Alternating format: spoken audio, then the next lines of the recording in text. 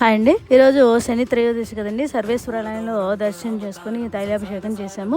నేను ఒక మాట చెప్పాలనుకుంటున్నాను ఇక్కడ. అదేంటంటే శని అంటారు, శని అనకూడదండి, శని మహారాజు అనాలి. కష్టాలు రాగాలని తిట్టుకోవడం, తోలనాడడం చేస్తుంటారు చాలామంది. అలా మాత్రం చేయకండి. ఆయన మనం చేసిన తప్పులకు పాపాలకు ప్రాయశ్చిత్తం చేసుకునే అవకాశం, చేసిన తప్పు అని తెలుసుకునే అవకాశం ఇస్తారు. ఏలినాటి శని అని అదని ఇదని ఏదేదో అంటారు. ఎంతకాలం మన తలరాతలో ఉంటుందో అంతా ఆయన ఉండి చివరిని వెళ్ళేటప్పుడు మంచి చేసే వెళతారట. రోజు ఇద్దరు భార్యాభర్తలు అనుకుంటా వెళ్ళేటప్పుడు కాళ్ళు కడుక్కో, ఆయన శని మనకంటుకుంటుందట. ఏం మాట్లాడుతున్నారండి అసలు? నాకు ఆయనకి పోలిక, బుద్ధి లేని మాటలు. ఇంకెలా పోద్ది నీ నెగిటివ్, నీ పాపం. ఇంకొకరు అక్కడ ధ్వజస్తంభం ఉంది కదండి, ఆ పక్క దేవతా వృక్షం ఉంది, ఆ పంపు ఉంటే అక్కడే కాళ్ళు కడుక్కోవడానికి షూస్ వేసుకొని వెళ్ళి పూజారి గారు వచ్చి బుద్ధి ఉందా లేదా అని అంటే ఒకసారేగానట.